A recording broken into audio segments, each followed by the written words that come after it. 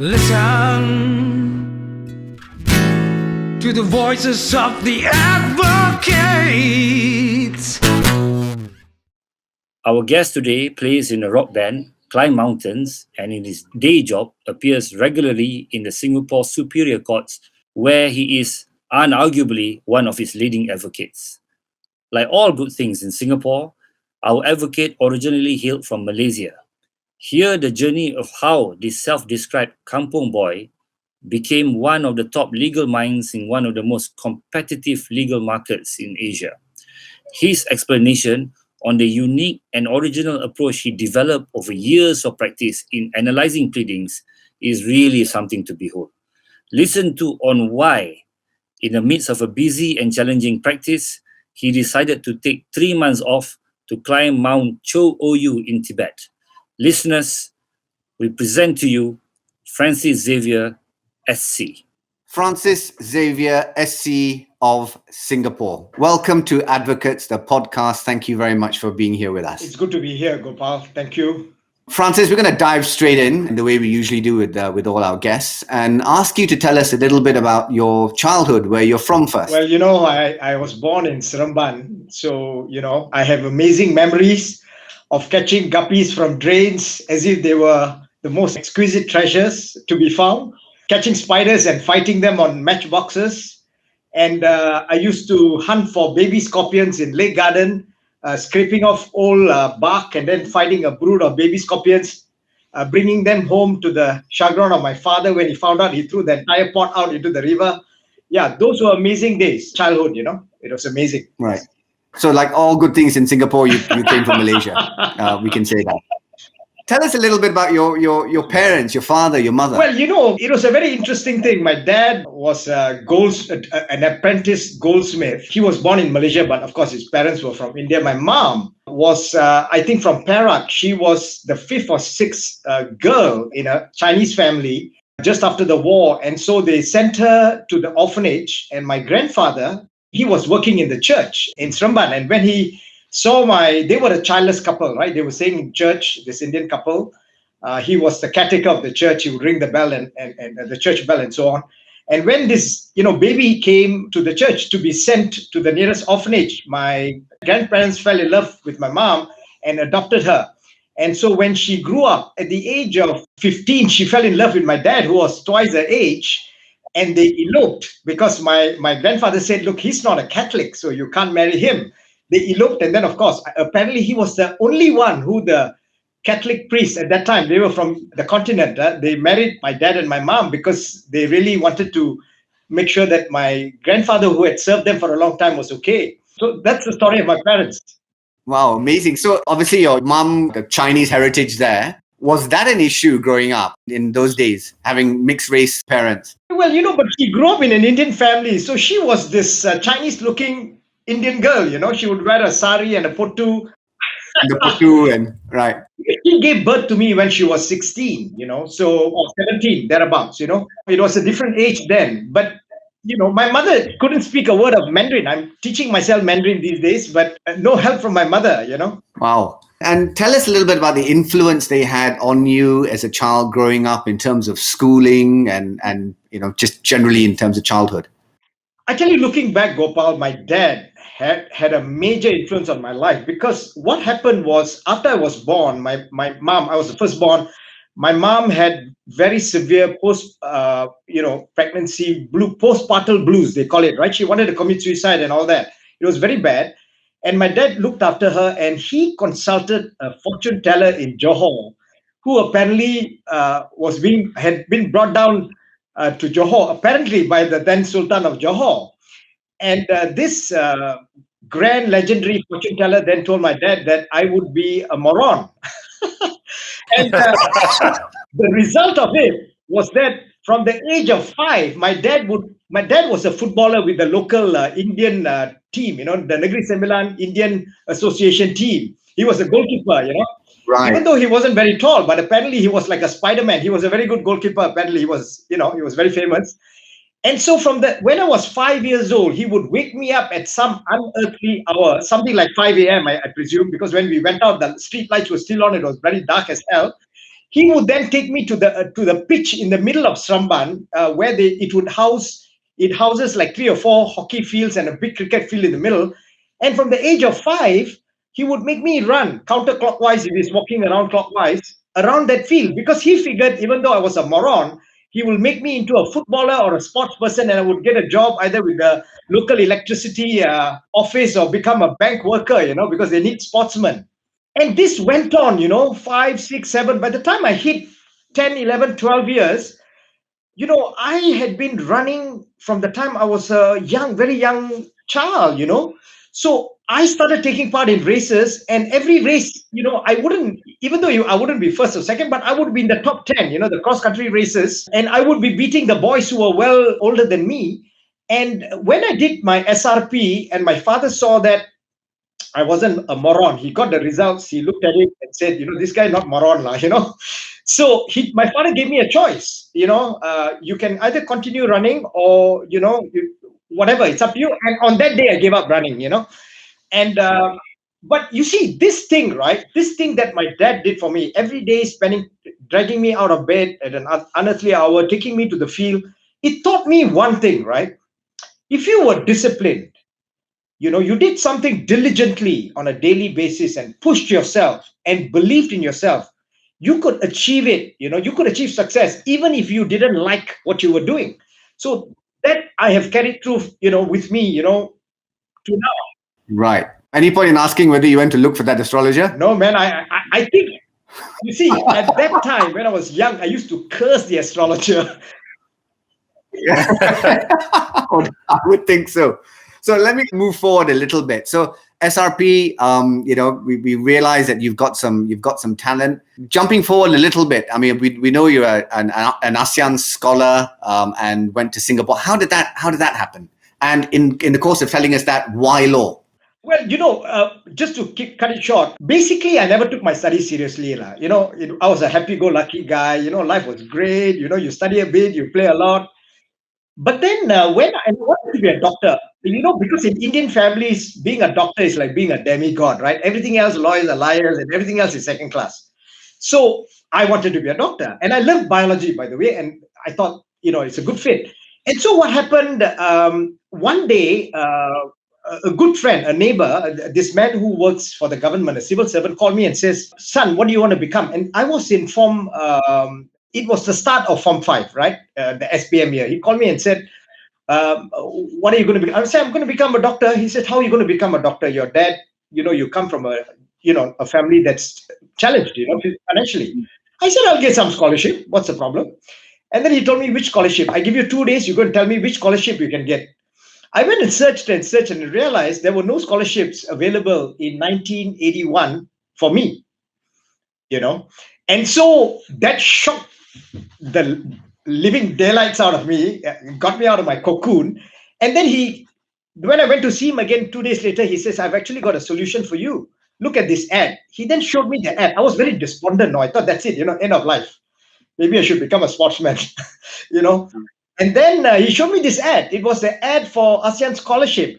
But then he said this is very hard to get. In the last, God knows how many years, nobody from Negri has gotten it. It's mostly from Selangor, kids from VI and all that. My friend, that was a wake-up call. From the very next day or the same day, I started studying like crazy. I started going back to my, Form 3 books, Form 4 books, because it's foundational, right? Which I hadn't taken very seriously. And then, by God's grace, I actually made it. I was the only guy from the state who got the scholarship, and I landed up in Singapore. And then when I did my A-levels, a month before I did my A-levels, 5 weeks before, I fractured my lumbar vertebrae, doing all kinds of crazy things, doing a bit of gymnastics and then playing football and running around barefoot, So I fractured my lumbar. I ended up at ICU. I was completely strapped in bed. And then I realized the doctor's life is not what I need or wanted. It called for an amount of sacrifice that I didn't think I was capable of, And so I was a debater in college and all that, and I had a loose jaw, slack jaw. So I then picked up, legal textbook, and I fell in love with legal concepts. And then when I applied, I only applied for one course. It was just law. It was law or nothing. My goodness, really sort of series of accidents. Yeah, Raz. Francis, can I just ask, you left Seremban, I presume, after your SPM. That will make you, 17 plus 18. And then, of course, Seremban is a relatively small town. And here you are, I suppose, alone in this big city in Singapore, right? Do you feel immediately there was a difference in living in Singapore in this big city alone and coming from Seremban? And how do you cope with that? Well, Raslan, I think, it wasn't really a shock. I think because there was a cohort of scholars, so we all felt like we were on an extended summer camp, there were a number of shocks, right? So you see, we did everything in Bahasa, right? SPM, everything we studied in Bahasa. So when we came here, the A levels, when I went into NJC, National Junior College, their college term starts in January. But by the time we get the scholarship and get our results and show up in Singapore, it was already, I think, May or June. So we lost a number of months. And then to make matters worse, everything was in English, So you were doing A-level chemistry, mathematics, physics, all in English. And even though our English, I suppose, was not bad, but to switch from Bahasa to English at that level was a bit of a, was a bit of an obstacle that you had to overcome. But apart from challenges like that, I think, the Singapore government really took care of us. The people from the Public Service Commission went out of their way to look after us, our well-being. And you know what? I think Singapore and Malaysia, ultimately, we are sister communities. We are very alike in our, ethos. I never really felt like I was in Nigeria or anything, Okay, so here we have a young Francis Xavier in NUS. You go through law school, doing very well, from what I know. So clearly you picked the right path to study. We're now at the end of the degree. What were the choices that were open to you? Well, I actually wanted to go to a firm called Drew and Napier because they were top dogs in litigation, right?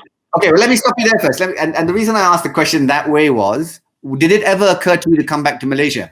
No, not at that time. In my last year, I was part of the Jessup team in Washington. We actually were world runners-up. And I was offered jobs. I was offered 3 jobs, 2 in Washington and 1 in New York. And I looked at the pay, and the pay was amazing. Whatever the Singaporean firms offered was a fraction. But, at the end of the day, I'm very attached to my family, right? And I didn't want to be so far away from them. I'd already been away, being in Singapore. But, it was a train ride away. But even then, I felt the distance between my siblings and my friends and my family. And so I turned those American law firms offers, and I stuck to Singapore because I knew my future was in Singapore in terms of a legal career. And Malaysia. Why was that? I just felt that the international cases were here, even though at that time it was not so international. But, Singapore, by giving me the scholarship, and I think at that time, Gopal, I was bonded. In the sense that having taken the scholarship, I couldn't just uproot and go back to Malaysia. But let me tell you, at that time, Malaysia was not attractive because it was Singapore that gave me the scholarship. It was Singapore that offered me a good career. And there was no doubt in my mind that this is where I'm going to, plant my flag for now and build my legal career. Right. Yeah. Then when I interrupted you, you said the firm that you wanted to join I wanted to join Drew and Napier, and they were the top dogs. But in my third year, I had been offered and I'd accepted an Allen and Gladhill scholarship. And the dean then told me very, very politely that, it wouldn't be very politic for you to, having accepted the A&G scholarship, to then go to another firm, It may make our job of getting scholarship offers, harder. So I took the cue from my then dean, Professor Tan Lee Meng, and, I joined A&G, no regrets. Right. And what about at that point in time? I mean, when you're finishing law school, you're about to decide where you're going to go. Did you ever have a doubt in your mind that you were going to be an advocate? Did corporate work or conveyancing ever arise? Now, when I joined A&G, there was a financial services powerhouse there, Lucian Wong. So my pupil master was Michael Huang. Right. But I remember Lucian having good conversation with me and, telling me that the financial services sector would be had fantastic opportunity whether I wanted to switch, And I knew, because like I said, I have a slack jaw and I love debating and I love the oral aspects of litigation. I knew that, the only thing I wanted to practice was litigation. So Francis, let me just ask you, following on from that. So what sort of cases you did as a young lawyer at Allen Gladhill? I tell you, it was amazing. So Allen and Gladhill is this blue chip. They were known more for their corporate work, right? They were a corporate powerhouse with a strong litigation practice. In my first month, when I got called to the bar, strangely, a gang rape case, a 5 persons charged with gang rape. So 2 of them came to me. They were Malay boys in the turf club, right? They were SICE. They were SICEs. SYC. They took care of the horses and all that. They were charged with a gang rape of a foreign maid in one of the bungalows along Bukit Timah. And I then went to my pupil master, Michael Huang, and I said, could I take on this case, Mr. Huang? And Mr. Huang very, very kindly says, do you feel like doing it? I said, it sounds interesting. And he says, yeah, you can do it, provided you don't bring criminal characters into our conference room. So all my meetings were outside the office, and I took over the case from a very seasoned veteran criminal practitioner at that time. He was in his late 50s or 60s, a gentleman by the name of Yogendran, and he must have been shocked by the fact that this young Chiku guy was taking over a major case from me. I took over that case, and from then on, I built a name in the criminal arena. I started doing rape cases. I started getting murder cases. I then went on to do about a dozen, 10 to 12 capital cases, drug offenses, murder, whilst at the same time maintaining a civil practice with Mr. Huang and the firm.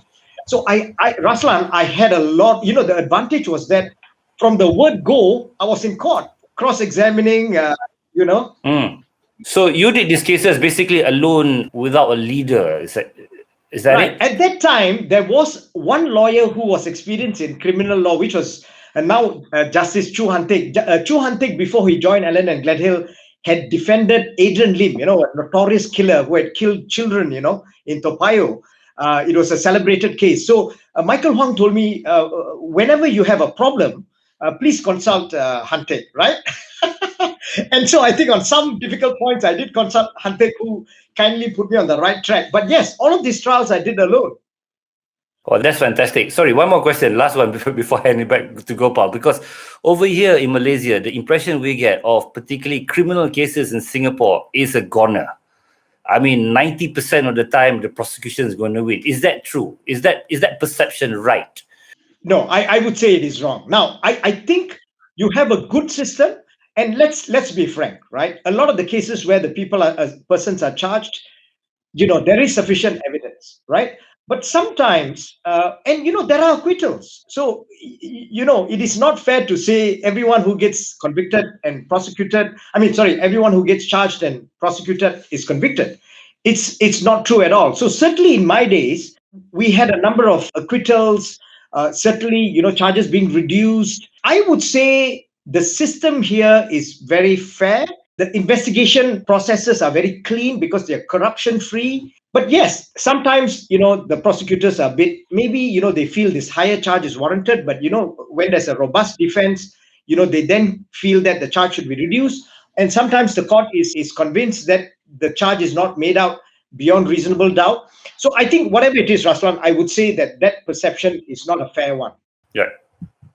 Oops. Just to return to the criminal work you're doing before we explore your journey through A&G and then to Raja and Tan. Capital cases. Firstly, I think it's very unusual in a commercial firm like that to have a lawyer who also does criminal work. So hats off to Michael Huang and the guys at A&G. But capital cases, did you feel any additional pressure doing them? Now, fortunately, in the first few capital cases that I did, it was under what was known as the legal assigned counsel scheme administered by the High Court. So the High Court, my initial capital cases, the family of the accused person didn't come to me, because they weren't able to afford a lawyer. So the High Court will assign, and typically I was paired up with a very senior lawyer, right? And I would learn the rope. But after my third or fourth case, I had families looking for me, and they could afford some fees, but you're talking about, $70,000 for a 1 month trial, Yeah. But did you feel any additional pressure when it was capital case, when you knew that if you made a mistake, that could be it for your client? Or did you just treat it like any other case? No, when you're sitting there and looking at this man on death row, it never leaves you, that impression that, there was a sword literally hanging over his head and your head vicariously. Yeah, I can imagine that. Francis, could I just ask, personally, yourself, as a lawyer who's defended people on death row, who understands the pressure, what do you think of the death penalty yourself? Well, personally, I think the death penalty is harsh, because people change. And many of the clients, a number of the clients that I handle, they became completely different persons at the end of their 2-3 year stint in jail. Several of them became very religious. They were not the same persons anymore, But, I suppose the law is there as a deterrent. And, it was something that, individually I couldn't change, and I had to respect that. Okay, now let's move along to your career in A&G and sort of your pivot to doing more commercial stuff. Let me start with this. I mean, obviously, Michael Huang, his name has been mentioned a couple of times already, and your pupil master. Who else were your influences in your early years, and what did they teach you that you still carry till today? I think, it started with Michael, because Michael, when I was a pupil, Michael put a table and chair in his room, and I sat in front of him. And so day in, day out, I will be sitting there absorbing everything he was saying, what he was saying, and all the calls that he had, and then when he had to make a private call, he would actually leave the room and make a call outside, And so he had a very big influence, right? Because he is a legal giant in Singapore. But I also had the opportunity of working with Lucien Wong, who's now the Attorney General. I had the opportunity to work with Wu Billy, who's now a High Court judge. I had the opportunity to work with K. Shanmugam, who is now the Minister of Law. These were great legal minds. And 10 years later, when I moved to Raja and Tan, I then had a great privilege and honor of working with the likes of V.K. Raja, Sundaresh Menon, who's now the Chief Justice. V.K. Raja was a former Attorney General and Judge of Appeal, Stephen Chong. And so I've had the singular opportunity of working with some of the, greatest and stellar legal minds in Singapore. And so, Gopal, you can't help but learn, from them, how they think, how they access information, what are their, points of integrity. It was invaluable. Yeah. So, but if there was, let's say, 2 lessons from those early days that you still today practice, what would they be?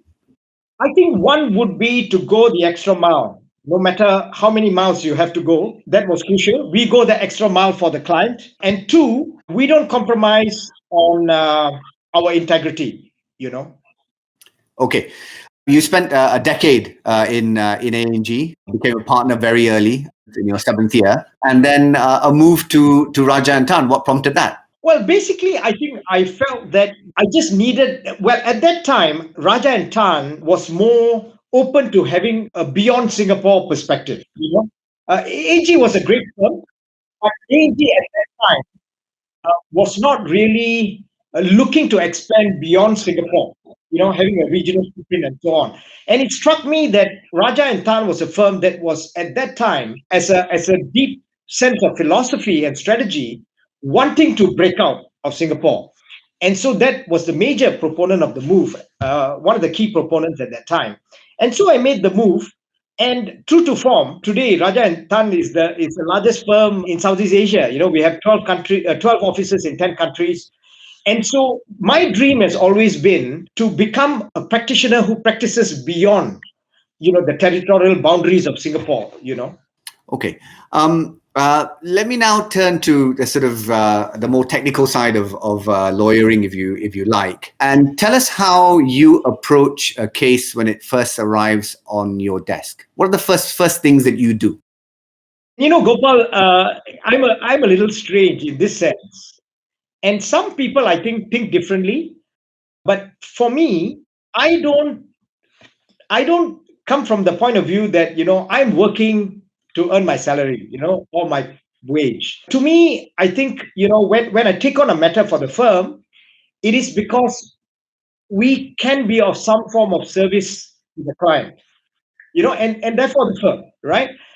And so when a matter comes, I will look at it. And if I don't believe in the cause that I'm supposed to espouse, I will politely decline. I will either send it off to another colleague who may be willing to take it on, or to someone else outside the firm.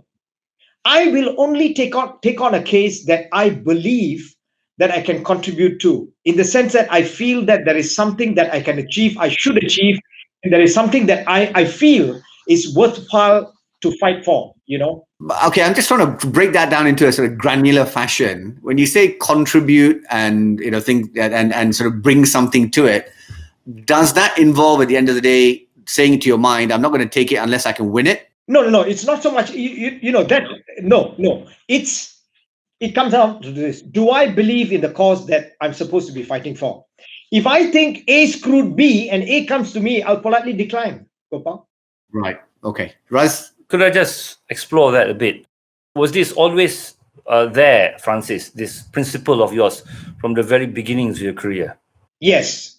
I think it's just, the way I was brought up, right? The way I was brought up, you fight for what is right, and you never fight for what is wrong. So if a case came to me and I looked at the potential client and then I formed the view that legally and factually you're the guy who needs to lose this case, how can I fight it?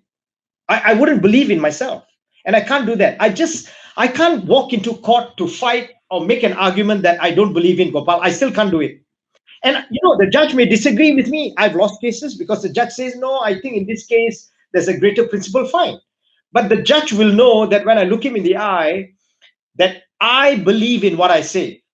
I'm not making a technical argument and my heart is somewhere else. No. Yeah. No, I just think that's unusual because, I mean, the people that we've largely interviewed, and I think, I speak for myself and perhaps Raz as well, really at the end of the day, we're taxi cabs. The guy gets in the back and then we just have to do the best job we can. Of course, yeah, we know we don't have to believe in it necessarily, but yeah. But it's interesting that you feel that is the starting point for you. Let me move on just slightly to look at the more technical side. And let's now, Francis Xavier said, I will take this brief. How do you then build your case from there to your first day in court? What's your process? Well, Gopal, you need to bear in mind that we are a fuse profession, right? Unlike the UK, we are a fuse. So we are both solicitors and counsel, right? So really, I mean, we will start from ground up. So, your team will have to help you to marshal the facts. So basically, I think, at that stage, you're forging a case theory, right? A case theory basically has got three main parts to it, right? The first would be gathering the facts, isolating the great facts and dealing with the bad facts, right? And then it would be overlaying the streams of legal principle that would apply, right? And, criminal law, you will have just one area of criminal law, one law. But if you do a commercial case, there could be several streams. You could have shipping law aspects, you could have a contract law aspect, you could have agency law aspects, and then you need to synergistically, coalesce them into a perspective that is holistic, right? And then finally, you need to meld the law and the facts into a cogent, and what I would say would be something that cannot be broken down, an invulnerable case theory, taking into account the bad facts that are there. Your theory, your case still flies despite the bad facts. It takes into account the bad facts. So that's your role as an advocate, right? And you may be doing different tasks throughout the process. You may be drafting an opening submission. You may be taking an initial interview with the client. But ultimately, your job is to present to the court a case theory based on what has happened, a legal analysis accurately depicting what has really happened, good and bad facts all taken into account. And the end result you should be persuading the judge is, if you follow my case theory, then the verdict has to be in my client's favor. Right. So let's just now travel along that road a little bit. I think the first part I get. Now we've got Francis arriving in court for the first day of trial. What have you done in preparation for cross-examining the other side before you arrive? All right. So now let's split off the initial solicitors drafting the pleadings and all that, right? Right. Now, so when you talk about the preparation that precedes the trial, the actual trial as an advocate, what I would do is I would start reading the pleadings, and then I will go on to the interlocutories, study what the interlocutories were, and then I'll study the witness statements. And of course, before the witness statements, I'll probably study the documents. Now, what is uppermost in my mind, and this has been part of my approach to practice is, how do I do this optimally? Because time is a limited commodity. So my question is, how do I prepare for this case in the most optimal and powerful manner? So what has worked for me is, when I turn to the first page of the statement of claim and I start reading, I will have 3 or 4 sheets on my right. The first sheet will be notes for closing submission or closing submission. The second will be a to-do list. What do I need to follow up on in terms of further factual inquiries, or, it could be management issues, it could be legal issues that need to be followed up. And then there are 2 other sheets. One sheet is aggressive cross. What are the points that I should focus on cross-examination of the other side? And then there's another sheet for defensive cross. What are the points that I need to prepare my witnesses for the other side's aggressive cross-examination? So I'll have these 4 sheets. It will be in a book, different pages in a book, in the same book. And then I will start reading. Mhm. And as I read every paragraph, I will be making notes on 1 or more of these 4 pages. So by the time I'm done with the statement of claim, I'm done. I have analyzed Wow. that statement of claim. I don't have to ever read it again unless I want to check on a particular paragraph. Right? Because in my initial years of practice, what you'll do is that you take out the statement of claim and you start reading and highlighting in 3 different colors, and you think you're doing some work, but the next week you've forgotten what you've done. So that's, I think, a waste of time. And did you evolve this yourself? I think I evolved this through, watching, you don't invent the wheel, right? You watch others. But in the way I do it, I think part of it is mine, but a lot of it is also taken from advocacy courses, bits here and there, and then you come up with your own MO, And what works for you? I was just about to ask that, because there was a fairly, there's an incredibly interesting and ultimately unique explanation as to how leading counsel reads statement of claim. We've done this. We've interviewed, I think, close to, a lot of advocates all over the world. Quite frankly, Francis, this is the first time I hear actually in great detail somebody analyzing a statement of claim in that manner. So that's quite amazing. So same question as Gopal. I'm just wondering your thought process and how did you finally develop this? Has this been going on for the last 10, 15 years already, doing this? No, I'll tell you, Ras, this has been, I finally got to this way of practicing about maybe, it's been a good 12, 15 years, right? And I'll tell you, this method is so effective. One day, a client came to me the client contacted me on a Thursday and said they're in the High Court. I won't name names because the opponent was a senior counsel. So they were defended by a lawyer they were unhappy with. The trial started on Monday and this was Thursday. So Thursday evening, they were in my office and they were saying they needed to remove their lawyer and they wanted me to take over. And I was looking at them and saying, but the trial is going on, They said, look, why don't you come in on Monday? And so I said, the best I can do is you send me the papers. And by the way, Friday, tomorrow, I have a full day. So I'll look at the papers after 6. So Friday afternoon, everything I wanted came, right? And by 10 p.m. that night, I agreed to take over the case. And on Monday, the following Monday, 2 days later on that Monday, I was on my feet cross-examining. So because I used this method, if I'd used any other method, I would have not made it, So let me just take that method to the next step. I mean, and just use this example of the Saturday through to the Monday. We've got page 1 of the book where you've broken down the statement of claim. Then you've got the points for cross. So let's look at that points for cross. Clearly, you need to read all the documents as well. Otherwise, there's no way you can frame those questions, those areas for cross.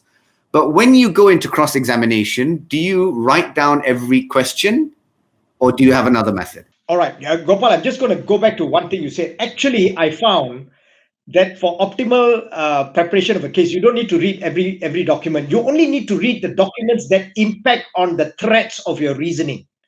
All right. Now, going back to cross-examination, what was your exact question? Before we do that, how do you decide what impacts on the thread of your reasoning? What documents impact without reading the documents? No, for instance, let's say you read one paragraph of the statement of claim and the assertion is made that on a particular day, a promise was made, right? So immediately you are thinking about, my God, there are 2 causes of action. And if they establish this promise, it directly impacts cause of action 1, the third element, and possibly the fourth element of cause of action 2.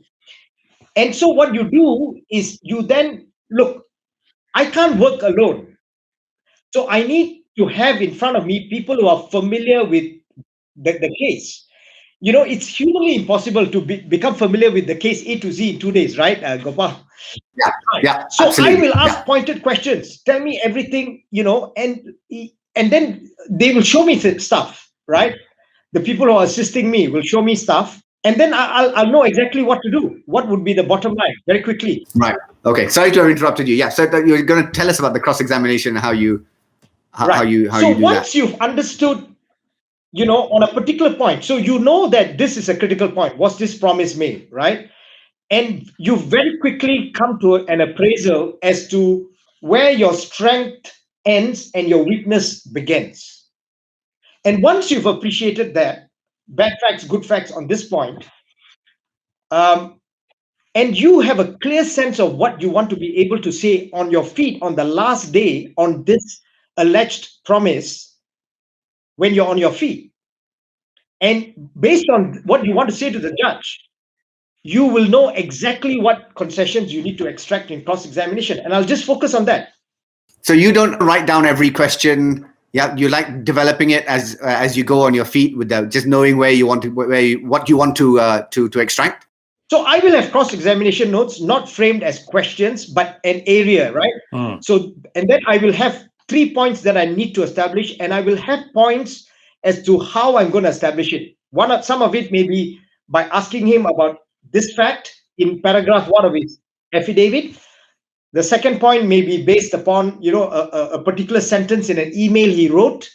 But I will know which ones I want to zoom in, but how I form the question is always on the spot. Okay. Let me now then ask you about the legal submission part at the end of the case. And I think it is really interesting to know that you frame your questions with an eye to what you're saying to the judge at the end of the day. So you're really making your submission while you're cross-examining, if I can put it that way. Now, we've got the legal submission coming up. Do you write that yourself, or do you get your team to do parts of it? Now, again, like I said, Gopal, most of the stuff that we do, we work in teams, sometimes very large teams, right? In one matter that I did last year, November, we had like 15 lawyers, including me, 16 lawyers on the team, Wow.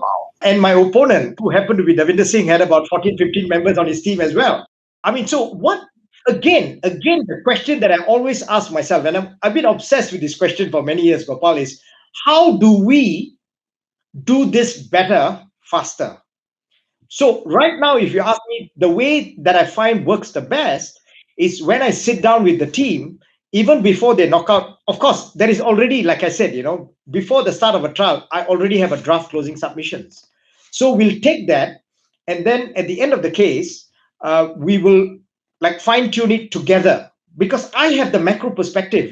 When I finish a trial, I have the best perspective of the case.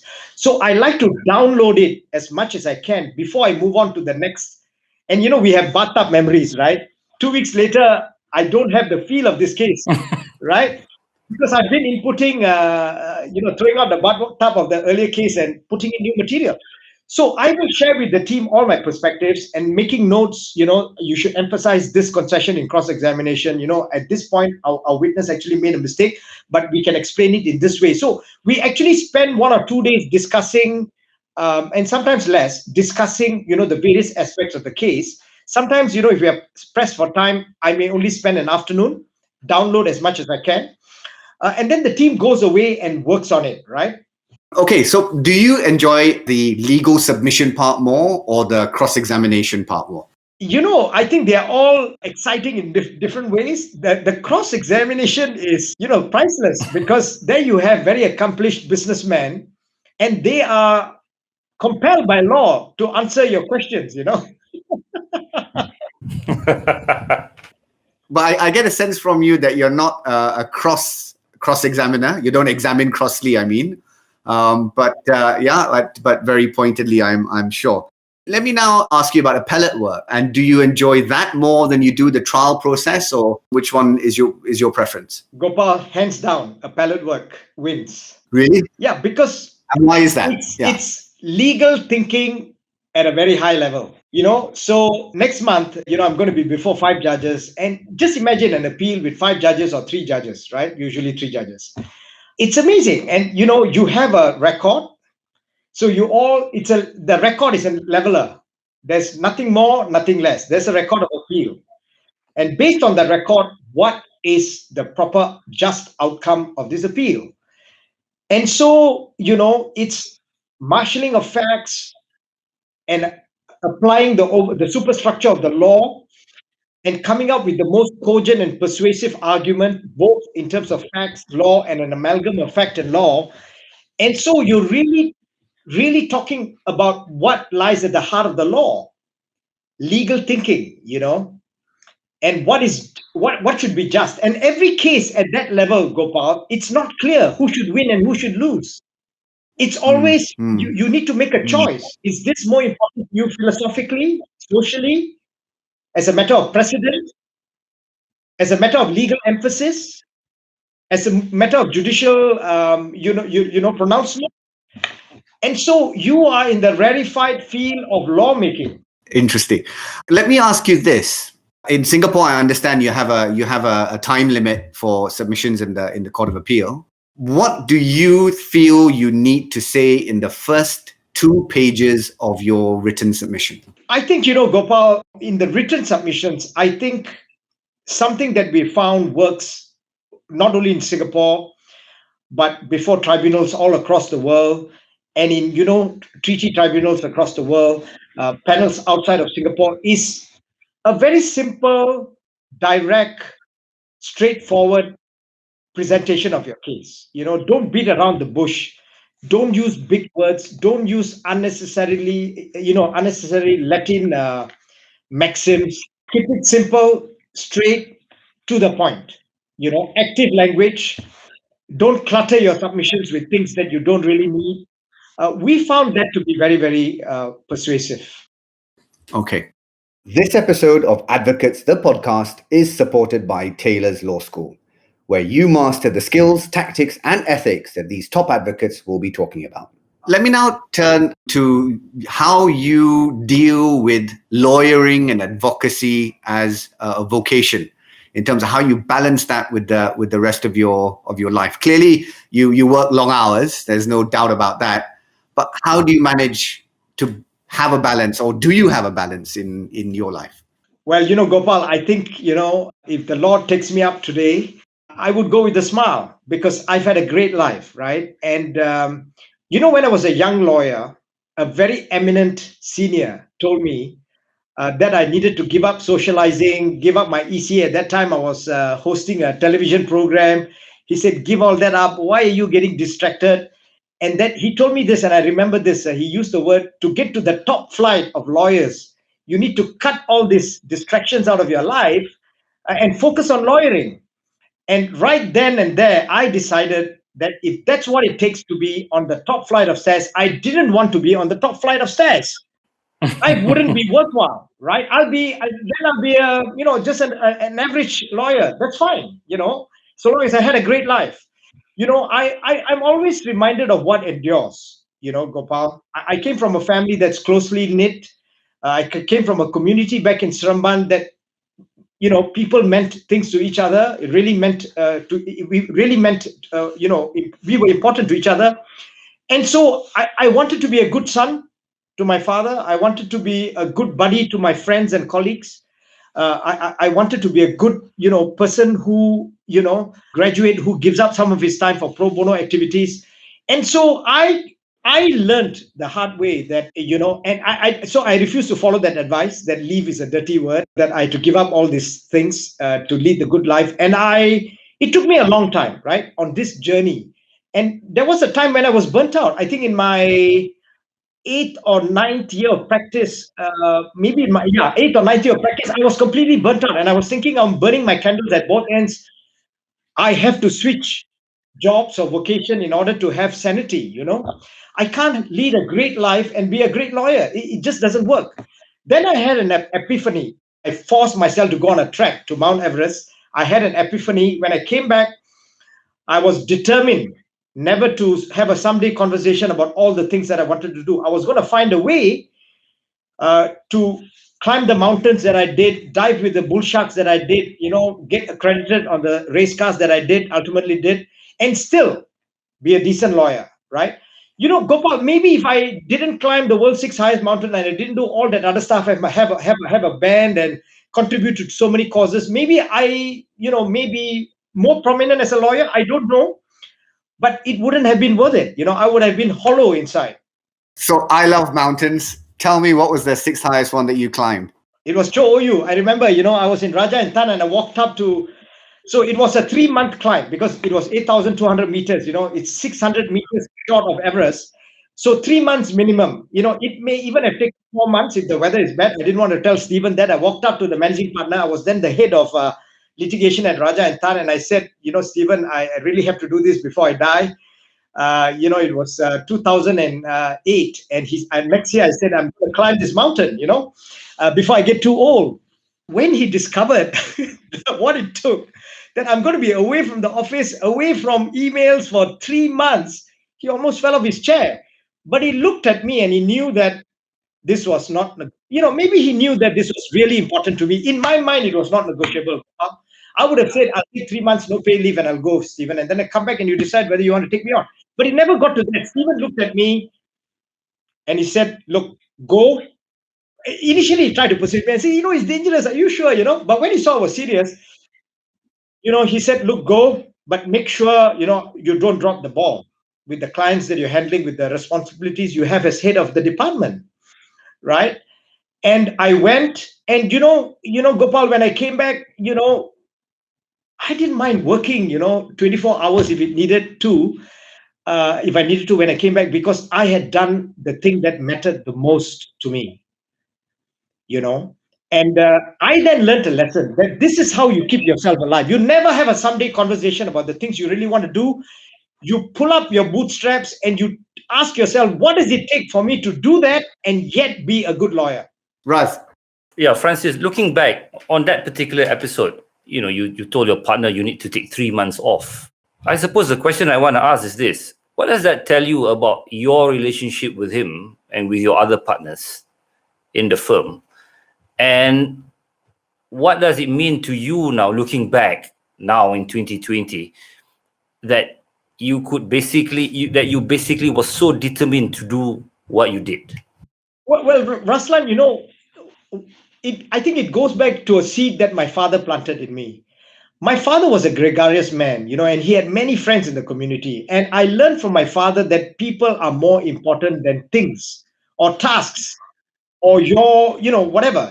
People always come first. And so I've always practiced that way, right? With my colleagues, even with opposing counsel, I've always tried. Maybe I haven't always succeeded, but I've always tried to be respectful, to take into account how they feel, to respect them, in their own way, in their, and treat them with courtesy, right, and politeness. And so when it came time for me to leave the firm, I tell you this, Stephen Chong was a great, fantastic managing partner. He gave me, he let me live my life fully, right, by letting me go. Right. And, all of my colleagues, many of my colleagues stood up because every file that I had, someone had to nurture it. My colleagues stood up and took every of my files off my back and took care of it for those 3 months while I was freezing my, extremities, beyond the dead zone, 6,500 meters of dead zone, beyond the dead. Now, but you see, that's why, I think I'm so grateful to the firm, to Esprit de Corps, the camaraderie that we share, because I will do the same for any one of them today or yesterday, Okay, we need to move on quickly, but I'm going to ask you just to tell me this. The band, how often do you play and what instrument? Unfortunately, we've been not performing for the last, since first quarter of last year. It's called the Illegals, and we initially formed it as an all-lawyers band. We're called, I play the drums, so I'm technically the leader of the band. Before the lockdown, we get invited to a lot of legal events because we are seen, I guess, as a bit of a curiosity. This band of all lawyers, they can't possibly sound good, but over the years, I think we've been playing together for about, maybe 10, 12, 15 years. So somehow, by attrition of time, we've improved. Our music has improved. Sorry, what did you play? I mean, a musical genre-wise, rock, is it? Well, it's actually mixed. Like it's contemporary, but mostly we play rock. Quite frankly, you do look like a rocker, actually, Francis. And Raz would know, of course. Yes. And the third of your passions, cars. What do you drive? Well, I drive an M5. I used to drive GTRs, two GTRs back to back. I crashed one. It was a complete write-off in the Malaysian highway. I hit them, they had these tow trucks pouring oil onto so high speed, I lost control and slammed into the barrier. Yeah, in fact, Raz had a question for you about driving in Malaysia. Yes, the question is this. Do you pay the traffic summonses, which I'm sure you have collected over a number of years? Well, I will not disclose the speeds at which I travel in Malaysia for privilege against self-incrimination, but I will tell you, I will tell you that because we have a KL office, I have colleagues who very kindly intermediate with the traffic department and compound the offences for me. Okay, that's fine. There's two chunks left in this interview, and the first of them is your impressions of how Singapore or litigation in Singapore has evolved over the last 15 years. I'm interested to know it in the context of a number of things, less to do with arbitration, although I know that's one of your areas. But I think with the evolution of the judiciary, the evolution of advocacy, of the badge senior counsel in Singapore, and also the SICC, which is something I think is close to your heart that you've written about. So in that context, can you tell us what that journey has been like for Singapore in the last 15 years, and where do you see it headed?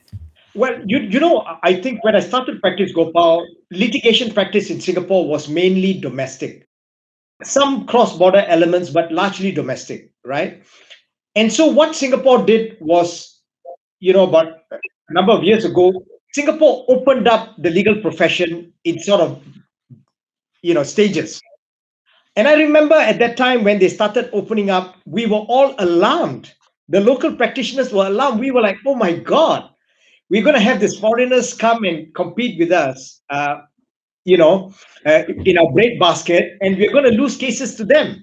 But I tell you this, looking back, that was the singular best thing that the Singapore government and the people in the relevant ministries did, because that then forced the Singapore lawyers to reinvent ourselves as international lawyers, because we had to compete with the Sherman Sterlings, the White and cases, and so in that process, we started out with a lot of doubt as to whether we'll ever match up, as to whether we could stand, shoulder to shoulder with them.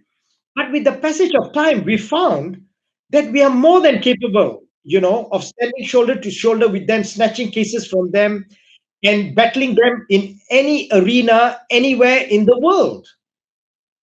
God gave us the same gifts that God gave them, And so I think it was, if you're constantly competing in the Yio Chu Kang Open, you're going to think that's all you can do. But if all of a sudden you're thrown into an international meet, you then start performing like an international player, like Ruslan. It all depends on where you're playing, and you'll be surprised. Yes, you'll be surprised to know that you have what it takes. Can I ask you this? Does some of that drive come from? I think all lawyers, all advocates have a sense of competition, are competitive. Does some of it come from wanting to be tested against the best? Yes, I think, there comes a point in your evolution when you're questioning what you can do, right? And I think so long as, you have some self-belief, right? You don't give up on yourself, right? There will be doubt. There will be plenty of self-doubt. But you just need to have sufficient self-belief to power ahead. Keep those, barking dogs of self-doubt at bay. And then you will discover new vistas opening up in front of you that you never knew existed, right? And so I think the opening up of the legal profession in Singapore forced us to go beyond. And then we discovered, what, we can do it. Brilliant. I'm going to turn now to our rapid fire round. And this is where we ask you a question. Don't take too much time to answer it.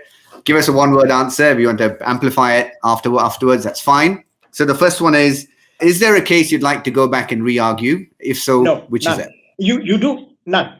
Well, what do you enjoy most in practice? The intellectual exercise or the interpersonal skills? I think both, Gopal. The opponent you respect the most? Well, I think I respect all my opponents, but I will say the one opponent who stands out, he keeps you on your toes, is Mr. David Singh. Okay. Who did you learn from the most? I think you really learn from your own errors, your own misjudgments, your own mistakes, your own lack of preparation, your own not seeing something which was already there. The judge who challenged you the most? You know, in Singapore, we have a great judiciary. There are many judges. I can tell you, Singaporean judges at the appellate level, the SICC judges that I've appeared before, they've all challenged me. And what is the most important quality in an advocate? Integrity. What is the one case that you've argued that stands out for you?